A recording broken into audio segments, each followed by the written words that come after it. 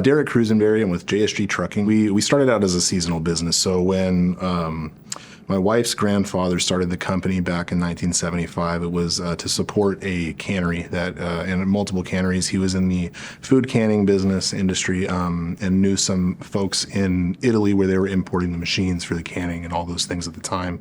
Long story short, some connections were made, and he formed the trucking company to help keep up with the hauling demand from those companies because he knew he had the infrastructure and the network to make that happen. So started with one truck, and then my wife's grandparents bookkeeping on the kitchen table, and now we've expanded. Now we have an office in Acampo, our main terminal.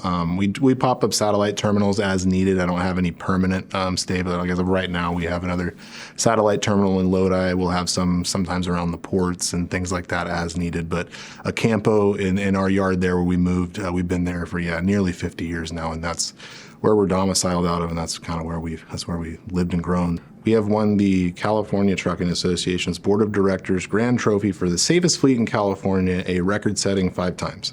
So by a lot of accounts, we are the safest fleet in the state.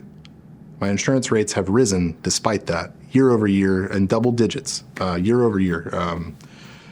Despite the fact that we now have inboard and outboard facing cameras, despite the fact that we have adaptive cruise control, blind spot assist, crash mitigation where it does the automatic braking. I mean, a plethora of things on these trucks, anything you possibly can have, but it's still not enough. It's still not enough to make these insurance companies comfortable.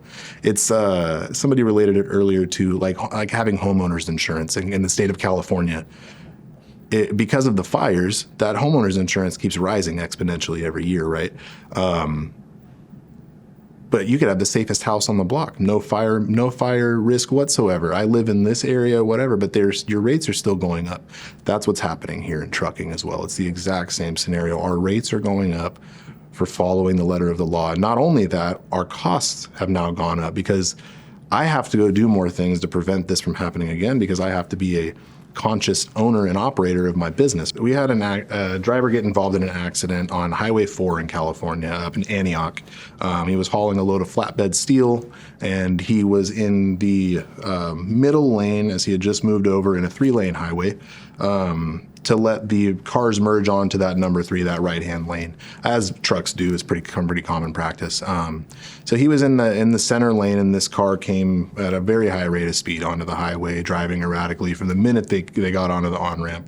Well, they decided that they wanted to go behind my truck, very close, within a matter of 3 feet or less from the DOT bumper to the front bumper of this Ford Fusion, and decided they wanted to try to go into the number 1 lane very quickly and get into the fast lane and pass. Well, the fast lane was very jammed up, so they couldn't do that. So at the last minute, they decided they wanted to come over to the right-hand side, and they wanted to try to pass there. It was a very deliberate action. It was why did they do it? It was very strange to watch and be informed out on the phone. So they pulled out the draft, ended up, I think, pulled the car back in because they were so close and made that unsafe maneuver. So then they ended up hitting the trailer, bouncing back into the on the guardrail on the side of the highway, and then totaled the car. It turns out there was 4 people occupying this vehicle, none of which had a driver's license. 2 of the 4 didn't have identification whatsoever. One of them gave a falsified name. There was no license plate on the vehicle. There was no insurance on the vehicle. Everything was wrong with this situation. But they had the story rehearsed. So when the police got on scene and it's not even that common anymore for the police to actually show up nowadays, but back then they were still going to every vehicle accident. So they showed up and they gave the rehearsed story. Hey, this is what happened. And then what they had said was that the driver swerved into their lane to hit them, and he was texting and driving, and a plethora of things that they had rehearsed, and they were very good at giving their story out. So immediately, even the police officer was, hey, why'd you do that, driver? And the driver's, hey, time out. I have cameras here. I have my office. Let me make a couple of calls. Just stay put. So we ended up disproving it. It went through about 6 months of subrogation with our insurance company. Was a cost to them, a cost to us, and ultimately it's a mark against us for something that had nothing to do with us. It was predatory behavior by the by the people that were trying to get a lawsuit out of that, a settlement or what have you. Thankfully, the cameras disproved it because they were able to see from the little hood mirror on the truck. They were able to actually see the reflection of the car making its erratic movements, matching the story of what we had described.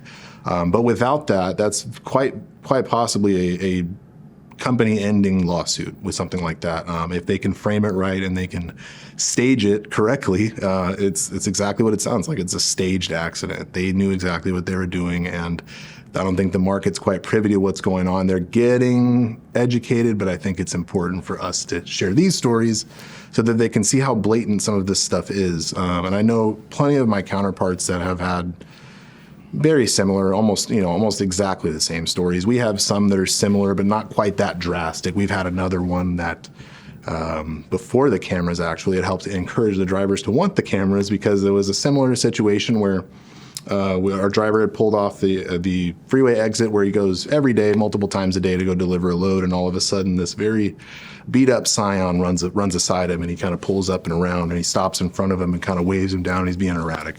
Hey, you hit me, you hit me, you hit me. My driver's a 33-year driver, no recorded accidents in the entire time. He retired that way, no recorded accidents. Not the one that would make that sort of mistake, right? So he's frazzled, right? There's this whole situation on the side of the road because these people come up and say, you hit me, you hit me, you hit me. When we called the law enforcement, they came out, and then luckily in that, we didn't have the cameras again. Thankfully, that the law enforcement agency had actually dealt with those exact individuals the day prior, so we were very lucky in that. But they had come out, you hit me, my arm hurts, my back, all this stuff. And there was, before those cameras, really no recourse. It was their word against ours. And in the situation in Antioch, there was 4 individuals in that car. There was 4 individuals in that car on purpose, because in a court case, there was 3 witnesses to what happened, right? There was the driver and 3 witnesses. We only have our driver, and in the state of public opinion, oftentimes the truck driver gets vilified when in reality he did nothing wrong. In reality, not only did he do nothing wrong, he moved into the middle lane to give space for those cars to merge. And then this happened anyway, so it's comical, very ironic the way that it went down. But yeah, that's essentially what happened. And the driver, he was frazzled by it. He was frustrated, and as I'm sure anybody would be, I'm getting accused of this very grand thing that I'm driving a truck going to deliver my load. I don't know, and now I'm wrapped up in this whole thing. Why? I think it's important that folks face consequences for doing those just overtly fraudulent activity. I mean, you can't spin that in any other way than sheer fraud. It's absolute fraud under the person trying to get this claim, the person trying to advocate for it, the people funding it, whoever. It's very nuanced for sure. The cameras aren't enough of a deterrent. There needs to be some sort of a legislation in place for this. There needs to be some sort of a law to say these guys need to face repercussions for the completely fraudulent activity they're engaging in. It's not a gray area blended. No, this is fraud. It's no different than going in. Back in the day, it was a wheelchair ADA thing, right? We're going around. Whatever it is, this is the new age, and it's very lucrative for these folks because we carry these insurance policies for commercial insurance, and they're in the millions oftentimes.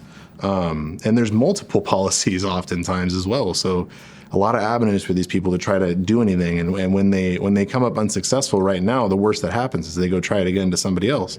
Well, we want to stop that from happening, right? Because we were able to get the cameras and all that, but what happens when they go out to the next person and they bankrupt a good company with one of these nuclear verdicts because they thought they can get some settlement money out of it or what have you. But it's heinous. It's unbelievable. So